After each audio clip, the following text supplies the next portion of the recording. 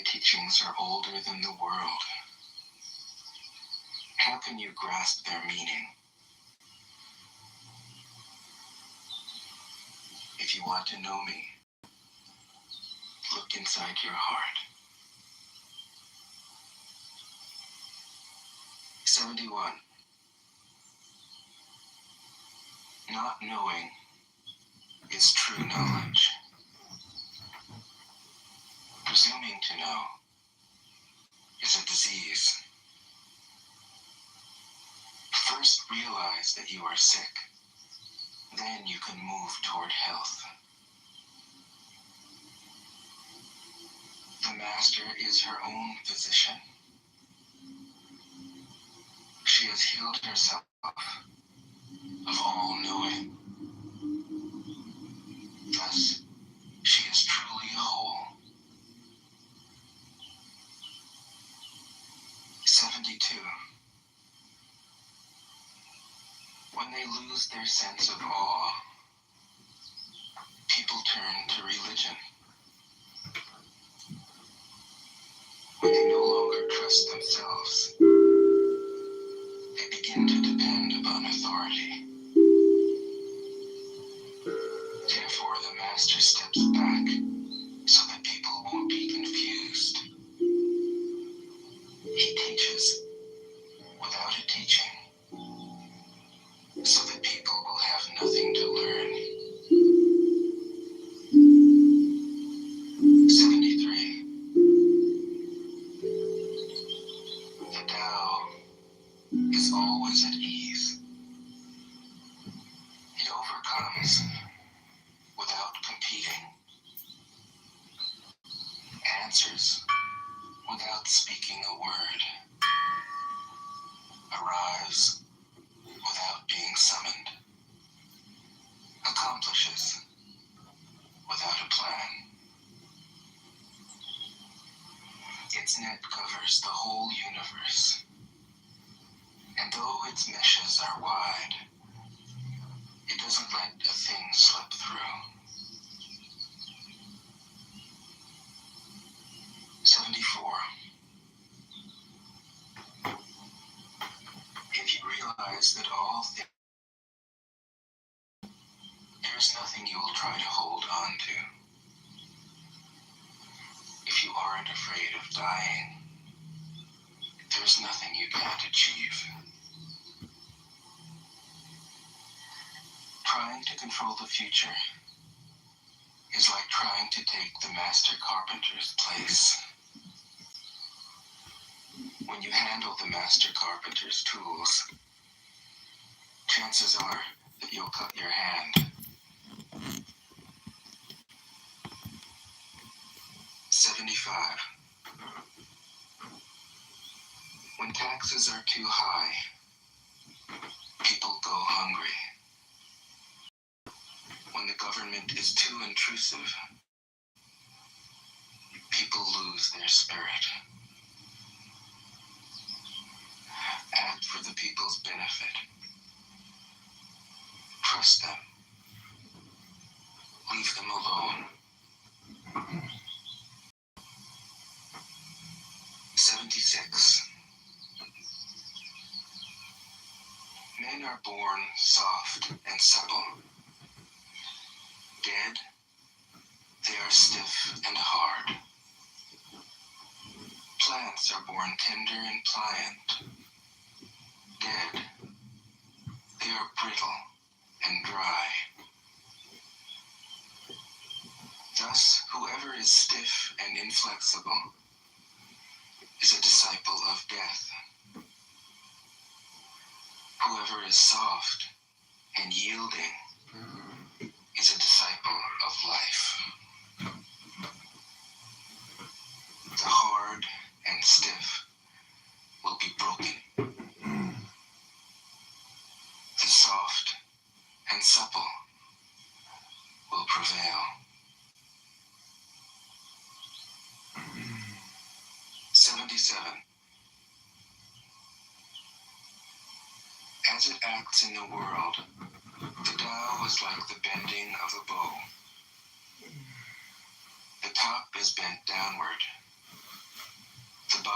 is bent up. It adjusts excess and deficiency so that there is perfect balance. It takes from what is too much and gives to what isn't enough. Those who try to control, who use force to protect their power, go against the direction of the Tao. They take from those who don't have enough and give to those who have far too much. The master can keep giving because there is no end to her wealth. She acts without expectation, succeeds without taking credit, and doesn't think that she is better than anyone else. 78. Nothing in the world is as soft and yielding as water.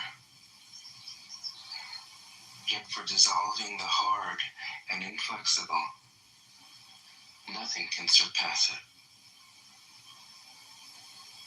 The soft overcomes the hard.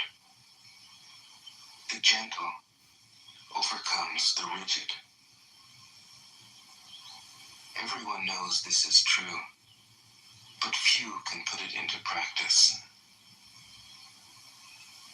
Therefore, the master remains serene in the midst of sorrow. Evil cannot enter his heart, because he has given up helping.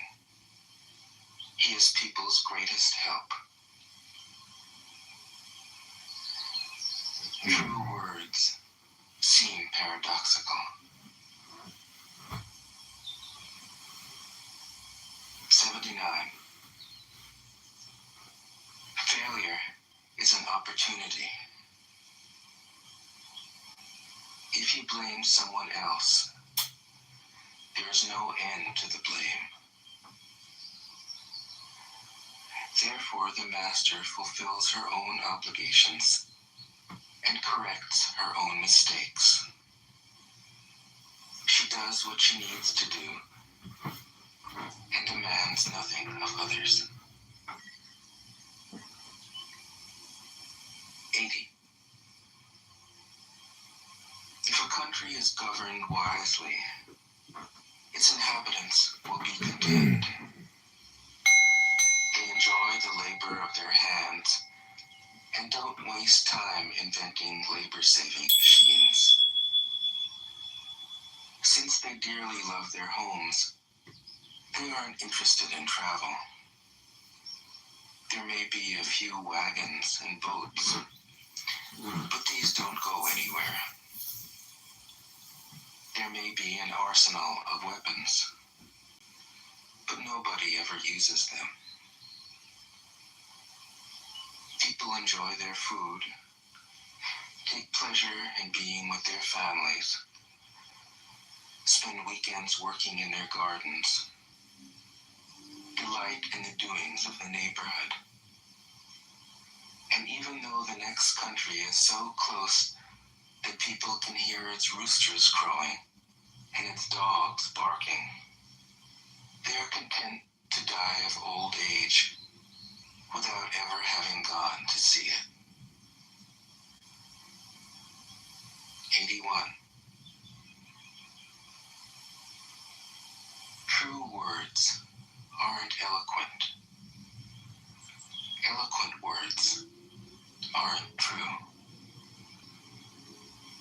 Wise men don't need to prove their point. Men who need to prove their point aren't wise.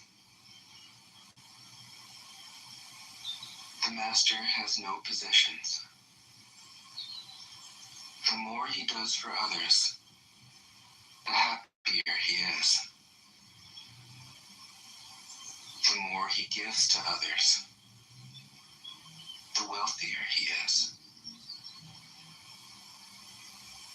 The Tao nourishes by not forcing, by not dominating, The master leads.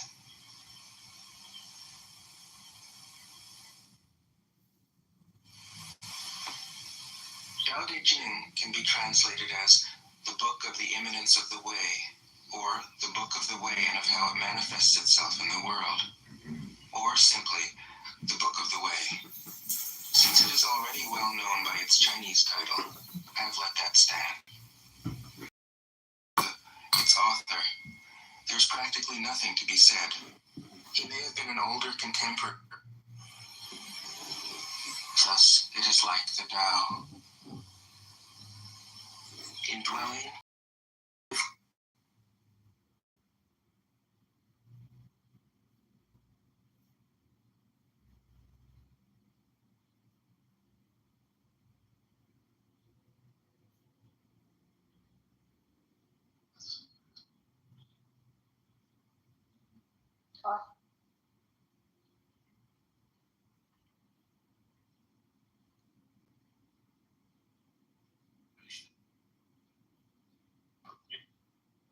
That are pro-Israel, not reporting all pro-Israel shit, and obviously the people who are anti-Israel not reporting all anti-Israel shit. So wouldn't this spread of misinformation work both ways? Absolutely not, and I'm gonna tell you why. Oh, the only reason that a person lies is to do what? Gain advantage on somebody else, because that person's dumb enough to fall for their own. All right, so stop now. Stop. We're going point by point. Stop. So is the history of Israel as a nation not built upon a lie? Simple yes or no? No.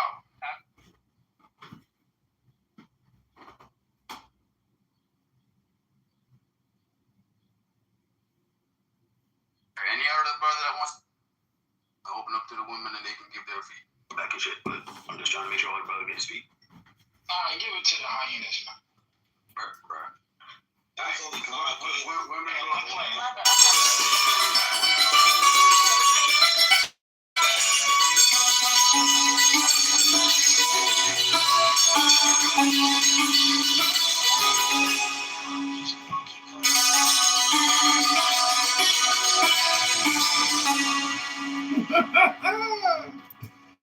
You hear what she says? He's gonna keep coming off of mute.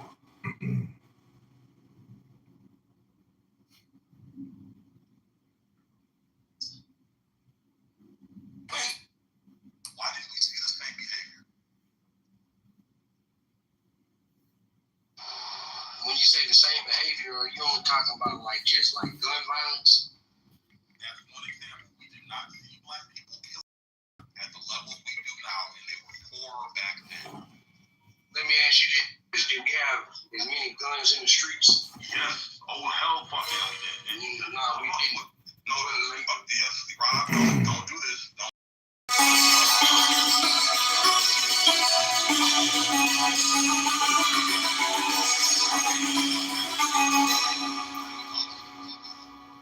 Back in the day, kids used to, you could be able to, there was no background checks. There were fully automatic weapons. You could literally order a gun from a Sears catalog and it would show up on your doorstep in 2 weeks with no background checks, no age restrictions, no.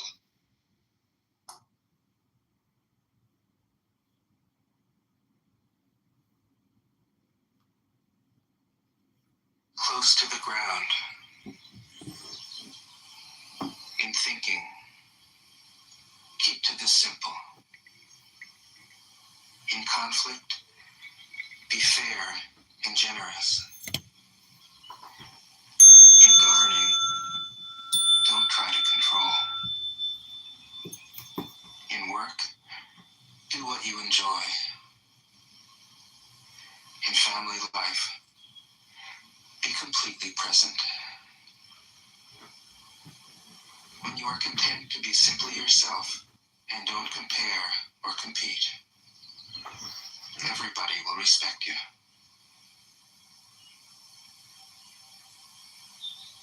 9.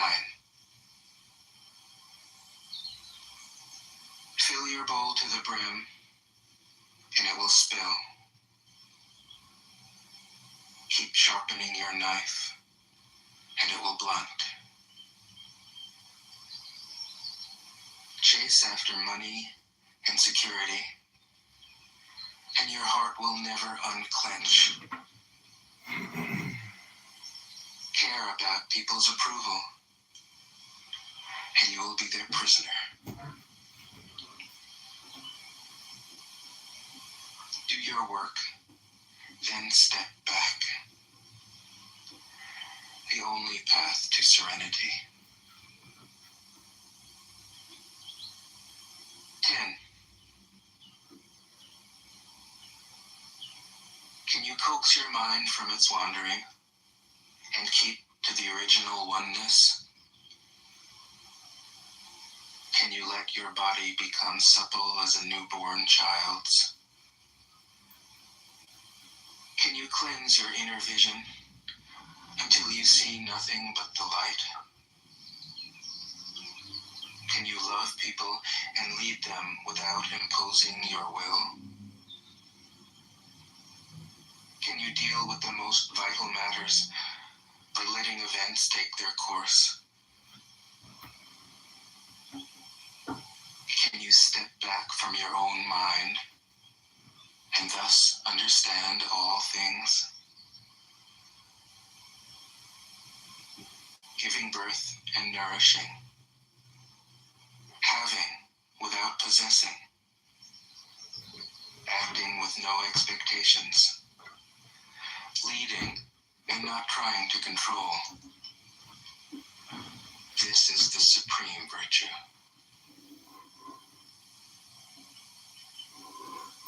11. We join spokes together in a wheel, but it is the center hole that makes the wagon move.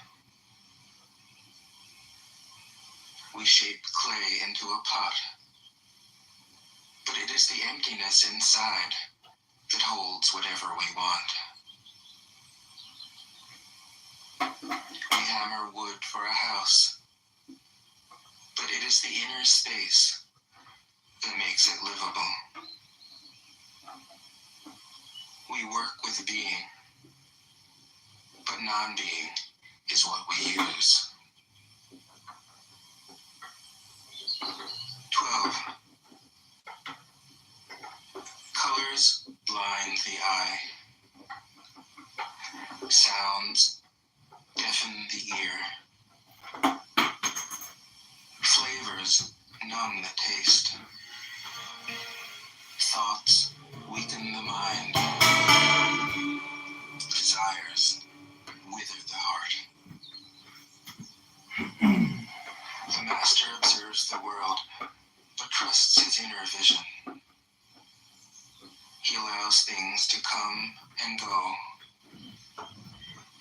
His heart is open as the sky. 13. Success is as dangerous as failure. Hope is as hollow as fear. What does it mean that success is as dangerous as failure? Whether you go up the ladder or down it, your position is shaky. When you stand with your 2 feet on the ground, you will always keep your balance. What does it mean that hope is as hollow as fear? Hope and fear are both phantoms that arise from thinking of the self. When we don't see the self as self, what do we have to fear? See the world as yourself. Have faith in the way things are. Love the world as yourself. Then you can care for all things. 14. Look, and it can't be seen. Listen, and it can't be heard. Reach, and it can't be grasped. Above, light. Below, it isn't dark. Seamless, unnameable, it returns to the realm of nothing.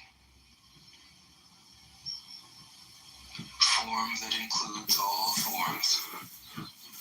Image without an image. Subtle, beyond all conception. Approach it, and there is no beginning. Follow it, and there is no end. You can't know it, but you can be it. At ease in your own life. Just realize where you come from. This is the essence of wisdom. 15. The ancient masters were profound and subtle. Their wisdom was unfathomable. There is no way to describe it. All we can describe is their appearance.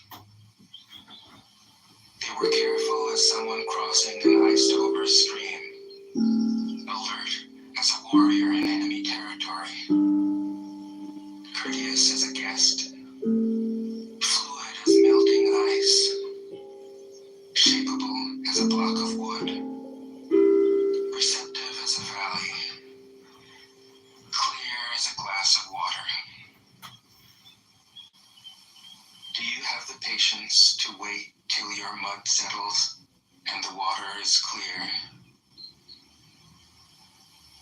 Can you remain unmoving till the right action arises by itself? The master doesn't seek fulfillment. Not seeking, not expecting. She is present and can welcome all things. 16. Empty your mind of all thoughts. Let your heart be at peace. Watch the turmoil of beings, but contemplate their return. Each separate being in the universe returns to the common source. Returning to the source is serenity. If you don't realize the source, you stumble in confusion and sorrow. When you realize where you come from, you naturally become tolerant, disinterested, amused, kind-hearted as a grandmother, dignified as a king. Immersed in the wonder of the Tao, you can deal with whatever life brings you. And when death comes, you are ready. 17. When the master governs, the people are hardly aware that he exists. Next best is a leader who is loved. Next, one who is feared. The worst is one who is despised. If you don't trust the people, you make them untrustworthy. The master doesn't talk, he acts. When his work is done, the people say, amazing, we did it, all by ourselves. 18. When the great Tao is forgotten, goodness and piety appear. When the body's intelligence declines, kindness, and knowledge step forth. When there is no peace in the family, filial piety begins. When the country falls into chaos, patriotism is born. 19. Throw away holiness and wisdom, and people will be 100 times happier. Throw away morality and justice, and people will do the right thing. Throw away industry and profit, and there won't be any thieves.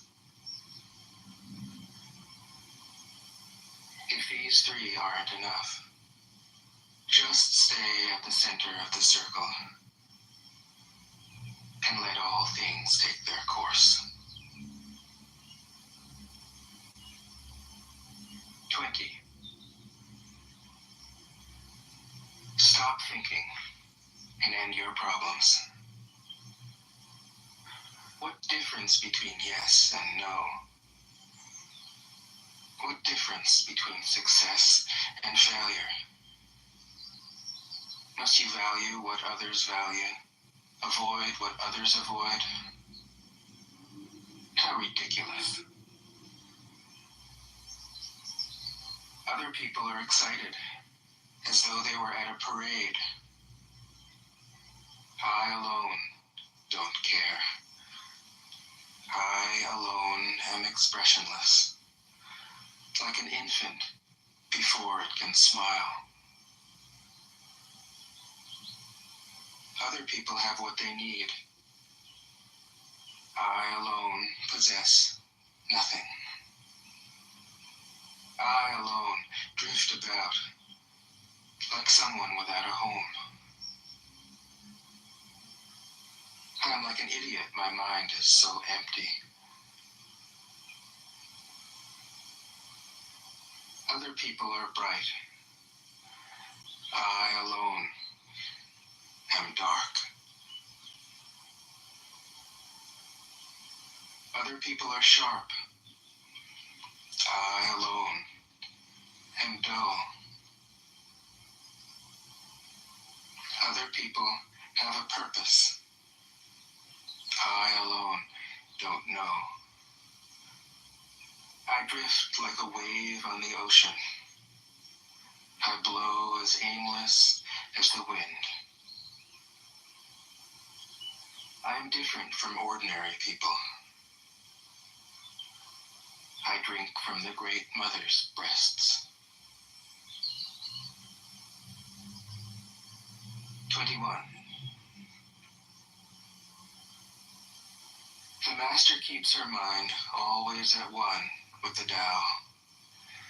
That is what gives her her radiance. The Tao is ungraspable. How can her mind be at one with it? Because she doesn't cling to ideas. The Tao is dark and unfathomable. How can it make her radiant? Because she lets it. Since before time and space were, the Tao is. It is beyond is and is not.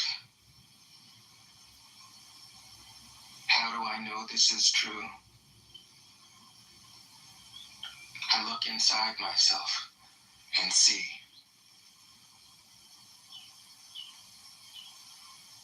22. If you want to become whole, let yourself be partial. If you want to become straight, let yourself be crooked. If you want to become full, let yourself be empty. If you want to be reborn, let yourself die. If you want to be given everything, give everything up. The Master, by residing in the Tao, sets an example for all beings. Because he doesn't display himself, people can see his light. Because he has nothing to prove, people can trust his words. Because he doesn't know who he is, people recognize themselves in him. Because he has no goal in mind, everything he does succeeds. When the ancient masters said, if you want to be given everything, give everything up, they weren't using empty phrases.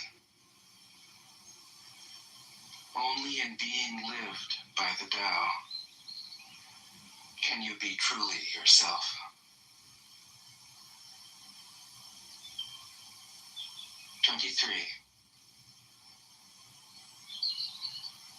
Express yourself completely, then keep quiet. Be like the forces of nature. When it blows, there is only wind. When it rains, there is only rain. When the clouds pass, the sun shines through. If you open yourself to the Tao, you are at one with the Tao, and you can embody it completely. If you open yourself to insight, you are at one with insight, and you can use it completely. If you open yourself to loss, you are at one with loss, and you can accept it completely. Open yourself to the Tao, then trust your natural responses, and everything will fall into place. 24. He who stands on tiptoe doesn't stand firm. He who rushes ahead doesn't go far. He who tries to shine dims his own light. He who defines himself can't know who he really is. He who has power over others can't empower himself. He who clings to his work will create nothing that endures. If you want to accord with the Tao, just do your job, then let go. 25. There was something formless and perfect before the universe was born.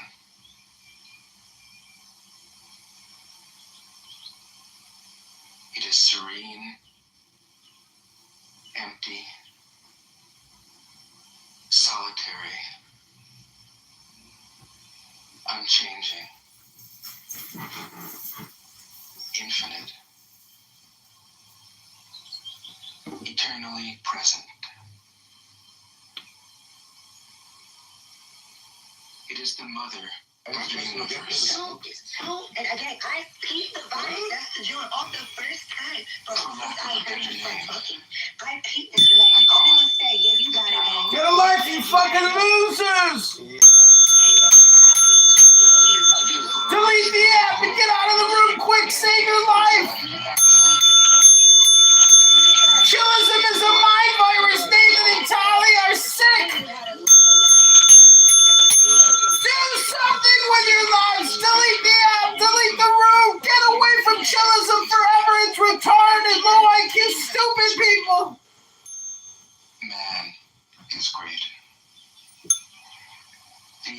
four great powers. Save yourselves!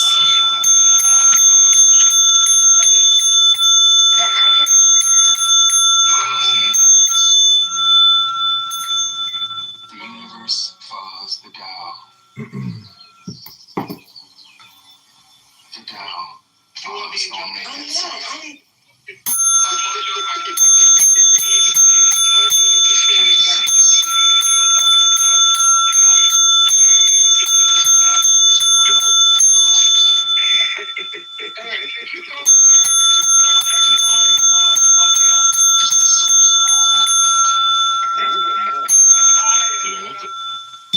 Thus the master travels all day without leaving home. However splendid the views, she stays serenely in herself.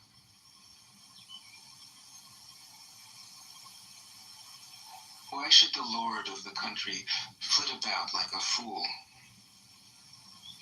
If you let yourself be blown to and fro, you lose touch with your root.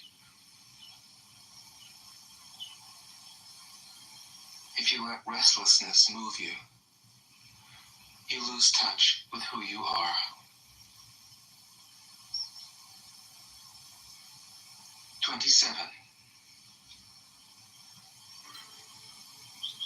A good traveler has no fixed plans and is not intent upon arriving. A good artist lets his intuition lead him wherever it wants. A good scientist has freed himself of concepts and keeps his mind open to what is. Thus the master is available to all people and doesn't reject anyone.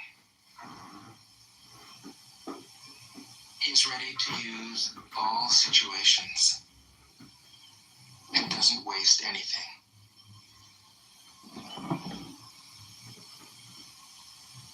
This is called embodying the light. What is a good man but a bad man's teacher? What is a bad man but a good man's job? If you don't understand this, you will get lost, however intelligent you are. It is the great secret.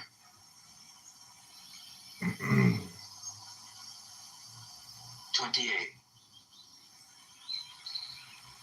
Know the male, yet keep to the female. Receive the world in your arms.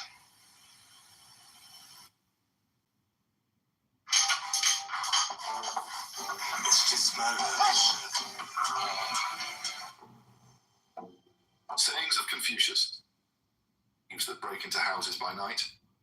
Your goody-goody people are the thieves of virtue. The master said, would that I could do without speaking. Zhu Kung said, if our master never spoke, how could we, his disciples, transmit his doctrines? The master replied, does God speak? The four seasons hold on their course, and all things continue to live and grow. Yet, tell me, does God speak? Girls and servants are the most difficult people to handle. If you treat them familiarly, they become disrespectful. If you keep them at a distance, they resent it. Individual virtue. The master said, is he not a princely man? He who is never vexed that others know him not? True virtue rarely goes with artful speech and insinuating looks. At home, a young man should show the qualities of a son. Abroad, those of a younger brother. He should be circumspect but truthful. He should have charity in his heart for all men, but associate only with the virtuous. After thus regulating his conduct, his surplus energy should be devoted to literary culture. In the matter of food and lodging, the nobler type of man does not seek mere repletion and comfort. He is earnest in his affairs and cautious in his speech, and frequents virtuous company for his own improvement. He may be called one truly bent on the study of virtue. Meng Tzu asked for a definition of filial piety. The master said, "It consists in there being no falling off." Fan Chi was driving the master's carriage some time after, when the latter told him, saying, "Meng Tzu asked me about filial piety, and I answered that it consisted in there being no falling off." Fan Chi said, "What did you mean?" The master replied, "That parents should be served in the proper spirit while living, buried with the proper rite after death, and worshipped thereafter with the proper sacrifices." Meng Wupo asked for a definition of filial piety. The master said, "There is filial piety when parents are spared all anxiety about their children, except when they happen to fall sick." So you put a question on the subject of filial piety. The master said, "The filial piety of today reduces itself to the mere question of maintenance. Yet this is something in which even our dogs and horses have a share. Without the feeling of reverence, what is there to distinguish the two cases?" Zhu Xia also asked about filial piety.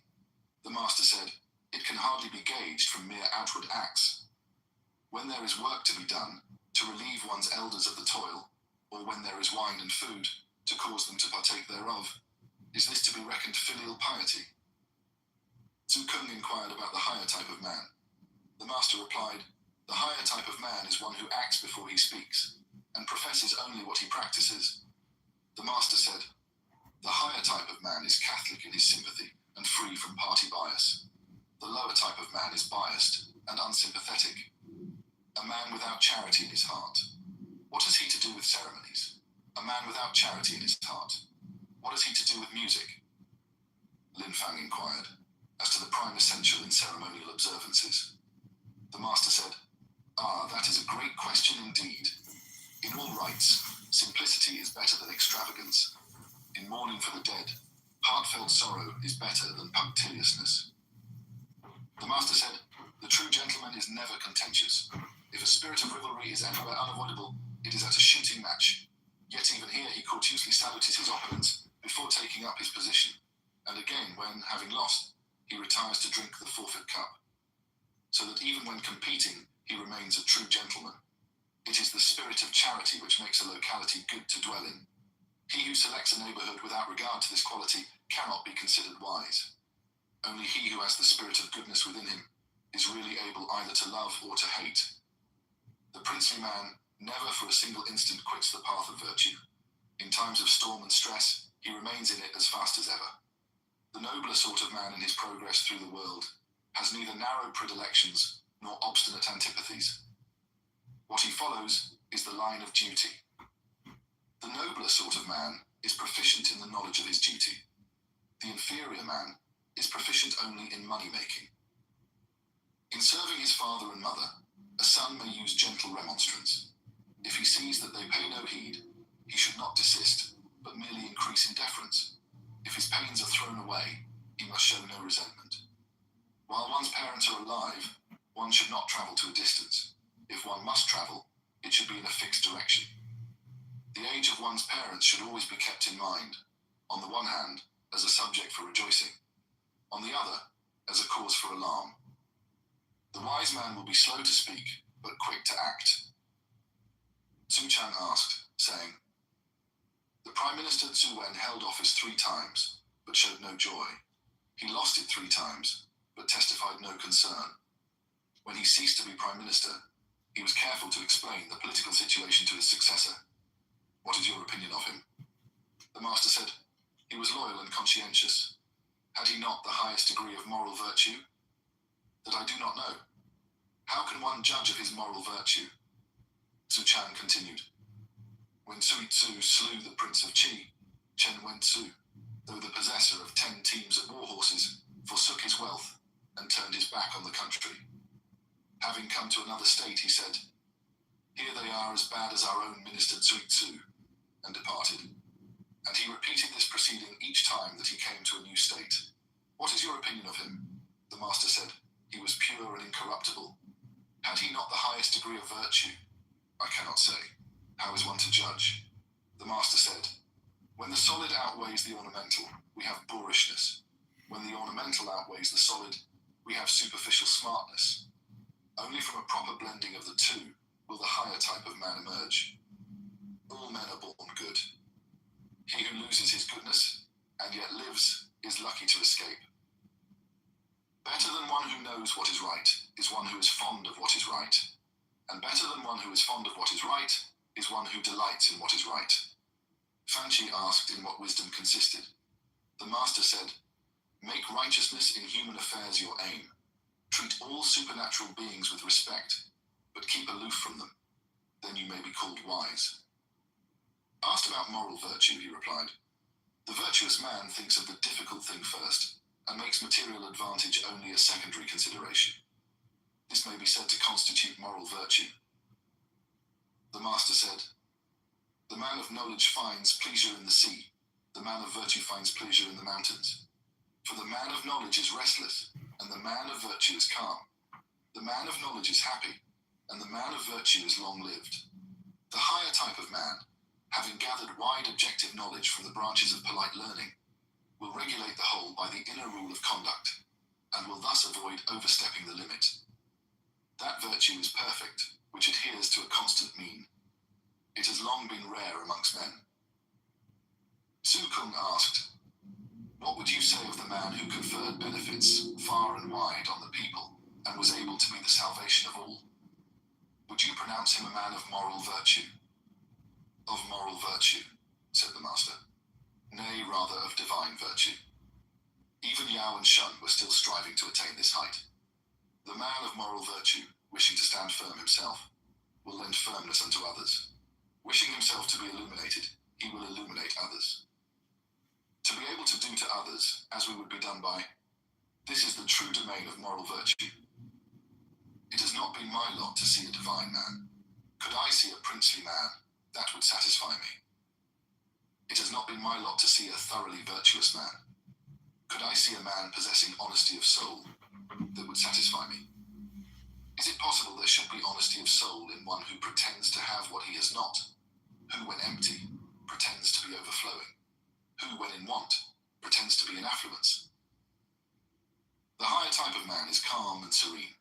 The inferior man is constantly agitated and worried. With sincerity and truth, unite a desire for self-culture. Lay down your life, rather than quit the path of virtue. Enter not the state which is tottering to its fall. Abide not in the state where Can you identify which app is a trap? I need your email, please. Address, please. I got the address and name of your first app, please. You may not be able to tell which app is a trap. You break your app, download apps, not traps. For the record, when was the last time you saw Cal Bradford alive? I walked the president to his room at 2204. Did you kill him? Xavier, is part of you happy that Cal is dead?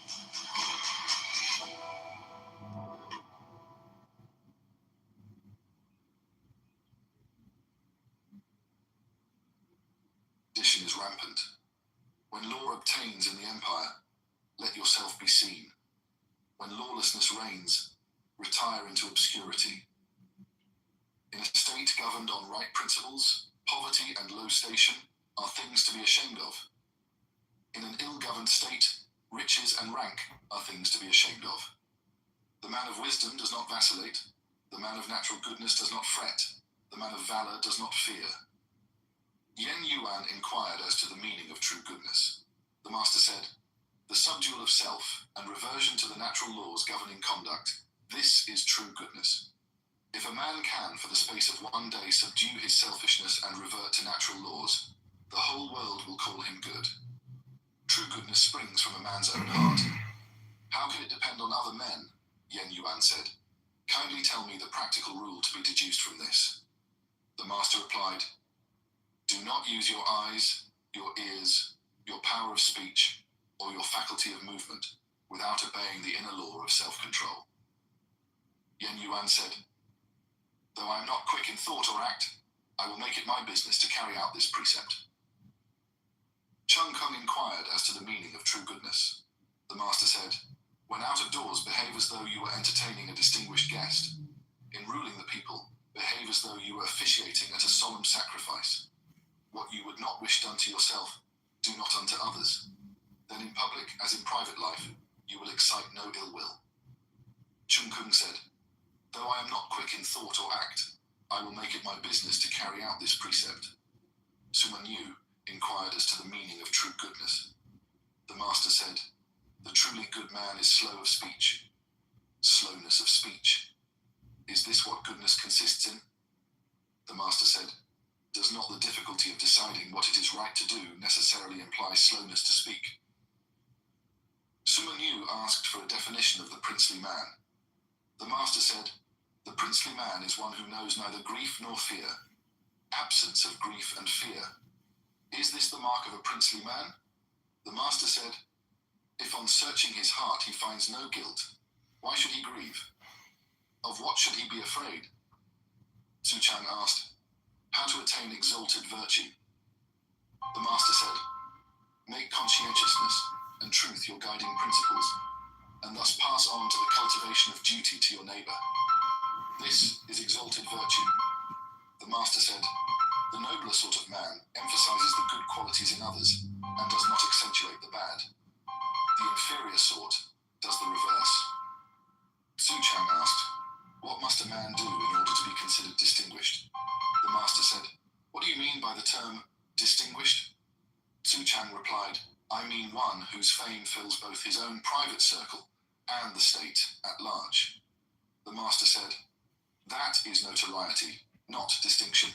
The man of true distinction is simple, honest, and a lover of justice and duty.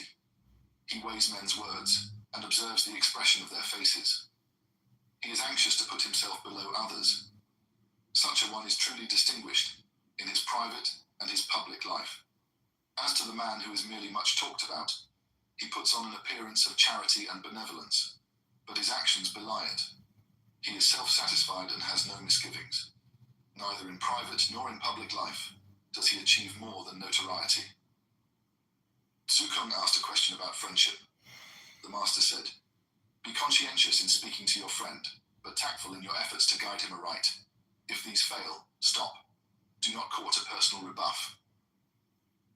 The Duke of Shay addressed Confucius, saying, we have an upright man in our country. His father stole a sheep, and the son bore witness against him. In our country, Confucius replied, uprightness is something different from this. A father hides the guilt of his son, and a son hides the guilt of his father. It is in such conduct that true uprightness is to be found. Fan Chi asked a question about moral virtue. The master said, in private life, show self-respect. In the management of affairs, be attentive and thorough. In your dealings with others, be honest and conscientious. Never abandon these principles, even among savages. The master said, the nobler sort of man is accommodating but not obsequious. The inferior sort is obsequious but not accommodating. The nobler sort of man is easy to serve yet difficult to please. Who seeks to please him in wrongful ways will not succeed. In exacting service from others, he takes account of aptitudes and limitations. The baser sort of man is difficult to serve yet easy to please. Who seeks to please him in any wrongful way will assuredly succeed, and he requires absolute perfection in those from whom he exacts service. The nobler sort of man is dignified, but not proud. The inferior man is proud, but not dignified. Xin said, to refrain from self-glorification, to subdue feelings of resentment, to control selfish desire, may this be held to constitute perfect virtue. The master said, these things may certainly be considered hard to achieve, but I am not so sure that they constitute perfect virtue. The master said, a man of inward virtue will have virtuous words on his lips, but a man of virtuous words is not always a virtuous man. The man of perfect goodness is sure to possess courage, but the courageous man is not necessarily good. Can true love be anything but exacting? How can our sense of duty allow us to abstain from admonition? The nobler sort of man tends upwards, the baser sort tends downwards. The princely type of man is modest in his speech, but liberal in his performance. The princely man has three great virtues, which I cannot claim for myself. He is truly benevolent and is free from care. He is truly wise and is free from delusions. He is truly brave and is free from fear. Nay, replied Su Kung, these virtues are our master's own. The master said, "Is not he a sage who neither anticipates deceit nor suspects bad faith in others, yet is prompt to detect them when they appear?"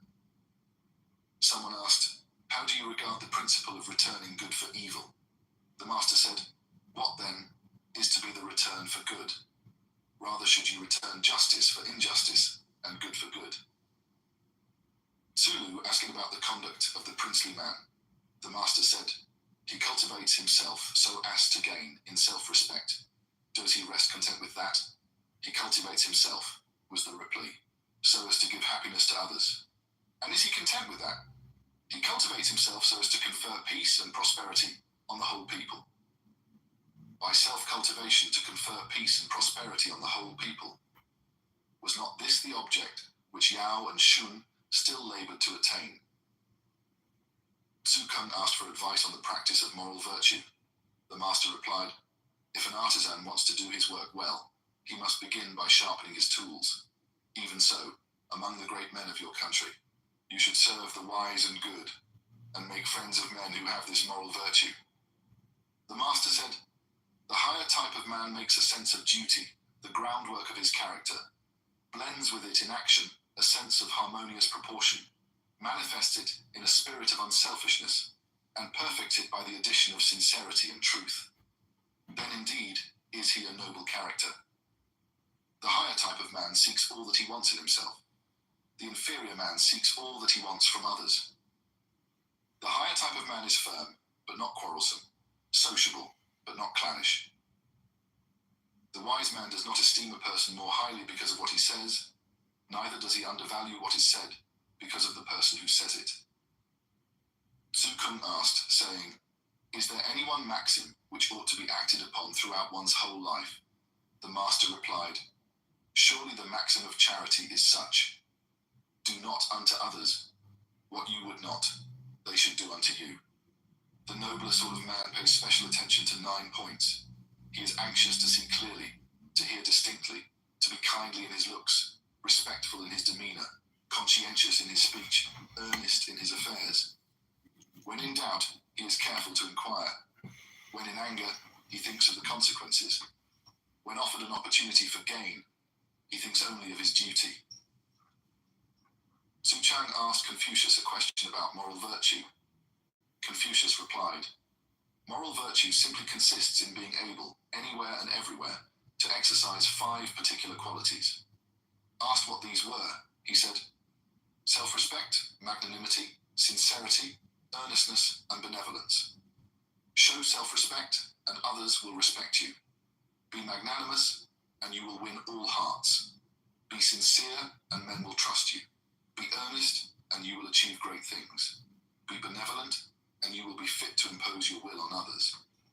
Zulu asked, "Does not the princely man value courage?" The master said, "He puts righteousness first. The man of high station who has courage without righteousness is a menace to the state. The common man who has courage without righteousness is nothing more than a brigand." Tsukun asked, "Has the nobler sort of man any hatreds?" The master replied, "He has. He hates those who publish the faults of others. He hates men of low condition who vilify those above them. He hates those whose courage is unaccompanied by self-restraint. He hates those who are audacious but narrow-minded. And you, Tsu," he added, "have you also your hatreds?" "I hate," replied the disciple, "those who think that wisdom consists in prying and meddling, courage in showing no compliance, and honesty in denouncing other men." Ritz Fresh Stacks are for stacking go-getters. Where you go, they go too. So go get them. Ritz Fresh Stacks. Ritz that you can take with you. Grab my game changer for visibly improved skin in 14 days. Olay Hyaluronic Body Wash. Personalia. In his moments of leisure, the master's manner was uniformly cheerful and smiling. If the master happened to be dining beside one who was in mourning for his parents, he never ate a full meal. He never sang on any day in the course of which he had been bewailing a death. The master would never talk about prodigies, feats of strength, crime, or supernatural beings. The master made 4 things the subject of his teaching: a knowledge of literature and the arts, conduct, conscientiousness, and truthfulness. The master fished with a line, but not with a net. When he went out with bow and arrow, he only shot at birds on the wing. If the master happened to be with singers, and they sang a piece well, he would get them to repeat it, when he would also join in the song himself. The master was affable, yet grave, stern, but not fierce, attentive in his behavior, and yet calm. The master seldom spoke of money-making, of the laws of providence, or of moral virtue. There were 4 words of which the master barred the use. He would have no shalls, no musts, no certainties, no eyes. Whenever the master saw a person in mourning, or in official robes, or one who was blind, he would at once rise from his seat, even though the other were his junior, or if he passed them in the street, he would quicken his step. Once, when the master was lying seriously ill, Zulu got the disciples to act the part of ministers of state. In an interval of his sickness, Confucius said, "What a long time Yu has been keeping up this imposture, in pretending to have ministers attendant on me when I have none. Whom am I deceiving? Am I deceiving God? But apart from that, is it not better that I should breathe my last in the arms of my disciples than that I should die in the midst of officials? And after all, though I may not be accorded the honor of a public funeral, I am not dying out on the high road." The master wished to settle among the 9 eastern tribes. Someone said, "How can you? They are savages." The master replied, "If a higher type of man dwelt in their midst, how could their savage condition last?" Confucius in his native village was simple and unassuming. He gave the impression of being no great speaker. In the ancestral temple and at court, he spoke fluently, but with a certain reserve. At court, he spoke to the ministers of lower rank with frankness and affability. To those of higher rank he spoke quietly, but with decision. In the presence of his sovereign, he seemed full of awe, but at the same time, grave and collected. When employed by the prince in the reception of distinguished visitors, his expression would change, and his legs seemed to bend under him. Standing in the presence of the visitors, he saluted them with clasped hands, turning about from right to left, and keeping the skirt of his robe properly adjusted, back and front. He then hastened forward with arms extended, like the wings of a bird. When a visitor departed, he would report in that sense to the prince, saying, "The visitor is not looking back." When he entered the gate of the palace, he seemed to bend his body as though the gate were not large enough to let him pass. He did not stand in the middle of the doorway, nor in passing through did he set foot on the threshold. When he passed the prince's throne, his expression seemed to change, his legs seemed to bend under him, and words seemed to fail him. Holding up his robe with both hands, he ascended the dais, his body slightly bent, and holding his breath as though he dared not breathe. When he came out from his audience and had descended the first step, his countenance lost its anxious expression, and he looked serene and happy.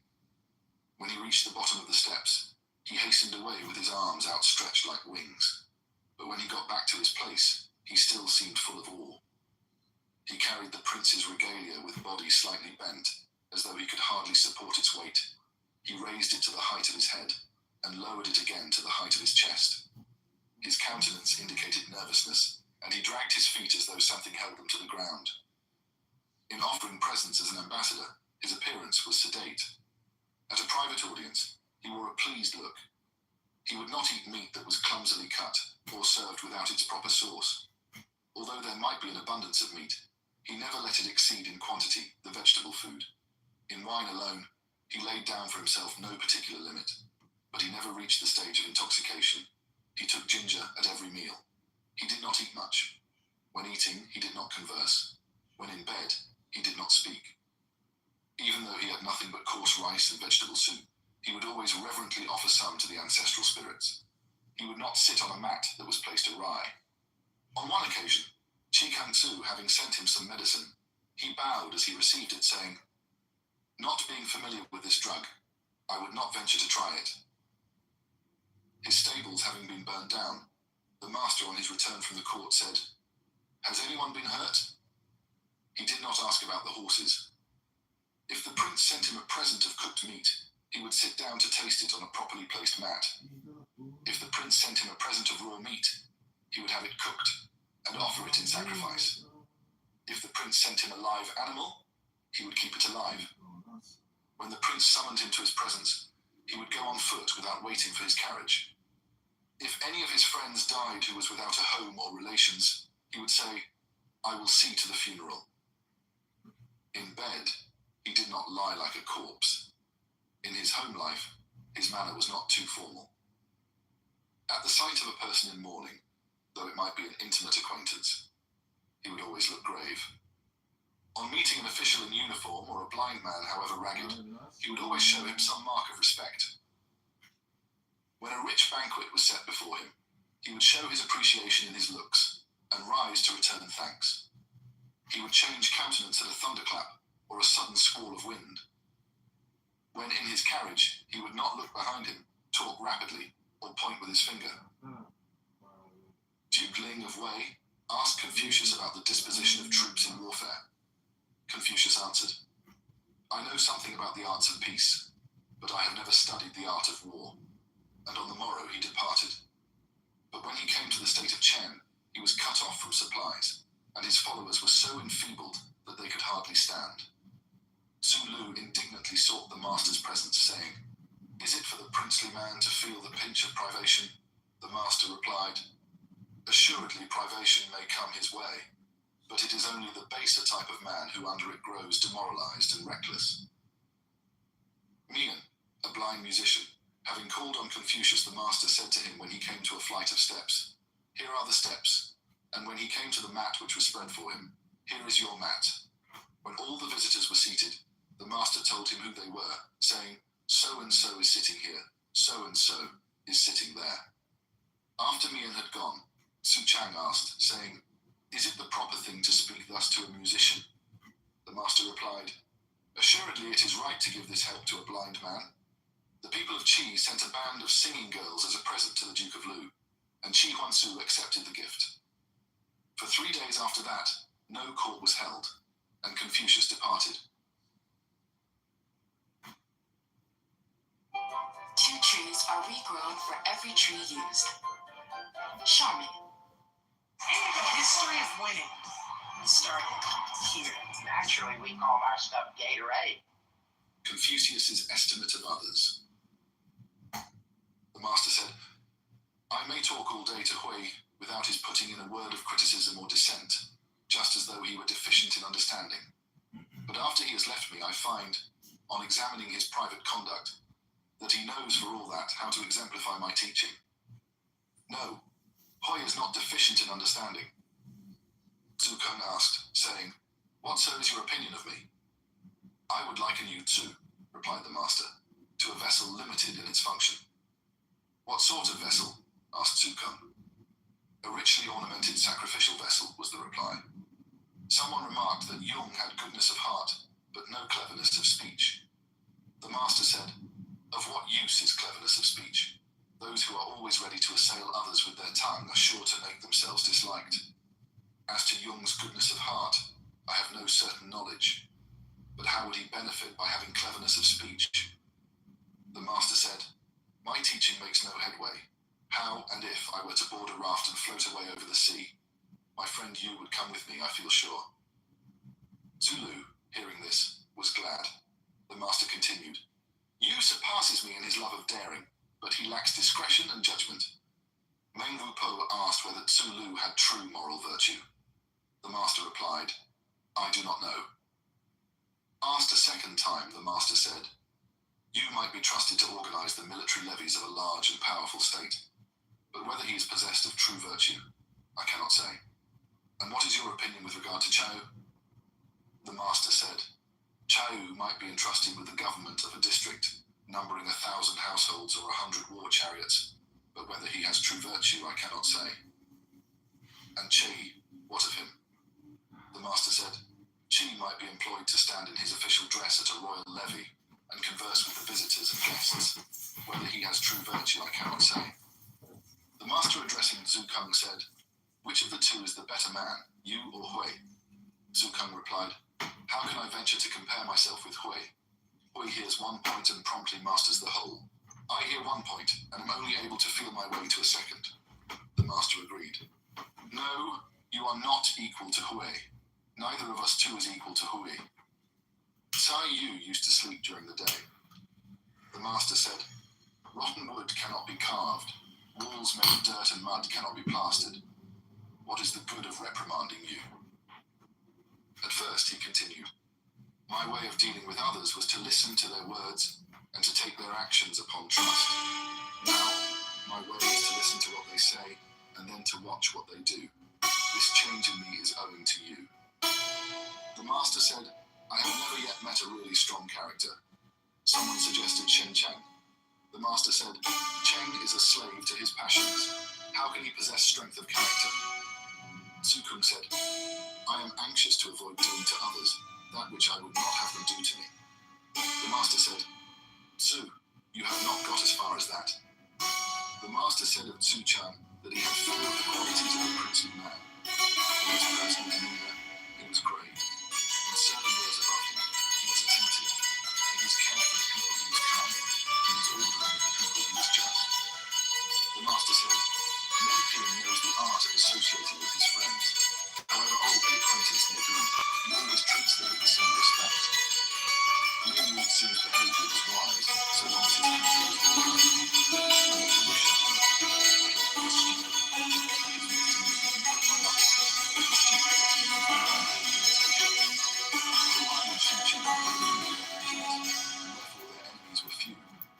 Who will say that Wei Shen Kao was an upright man? When asked by somebody for some vinegar, he went and begged it of a neighbor, and gave this to the man who had asked him. For the space of 3 months together, Hui would not deviate in spirit from the path of perfect virtue. My other disciples may attain this height once in a day or in a month, but that is all. Po Nu lying sick unto death, the master went to visit him. He clasped his hand through the window and said, he is dying. Such is fate. Alas, that such a man should have such an illness. That such a man should have such an illness. The master said, Hui was indeed a philosopher. Other men living as he did in a miserable alley, with a single dish of food and a single bowl of drink, could not have endured the distress. But Hui was invariably cheerful. He was a philosopher indeed. Jian Qiu said, it is not that I have no joy in my master's teaching. It is my strength that fails me. The master replied, those whose strength fails them fall fainting by the way. What you do is to set up bounds which you will not attempt to pass. The master said, Meng Chi Fan is no braggart. Once after a defeat, when he was bringing up the rear, he whipped his horse as he was about to enter the city gate and cried, it is not courage that makes me last. It is my horse that won't gallop fast enough. The master, addressing Yen Yuan, said, it is only you and I who would be content to accept public employment when it was offered to us, and to retire into obscurity when we were dismissed. Zulu then said, if you, sir, had the conduct of 3 legions, whom would you associate with yourself in the command? I would not, replied the master. Choose a man who would attack a tiger unarmed, cross a river without a boat, or sacrifice his life without a moment's regret. Rather should it be one who would not embark on an enterprise without anxiety, and who was accustomed to lay his plans well before putting them into execution. The master said, Taipo may be said to have reached the summit of virtue. Having resolutely renounced the imperial throne, he put it out of the people's power to glorify his act of renunciation. In the Emperor Yu, I find no loophole for censure. His own food and drink were plain, but his offerings to the ancestral spirits showed extreme piety. His own garments were poor, but his robes and cap of state were extremely fine. His own dwelling was humble, but he spent all his strength on the construction of public canals and watercourses. I find no loophole for censure in you. After the word had gone forth, Hui was never backward in his deeds. The master, speaking of Yen Yuan, said, ah, what a loss! I used to see him ever progressing and never coming to a standstill. The master said, you, I fancy, is a man who would stand up, dressed in shabby garments,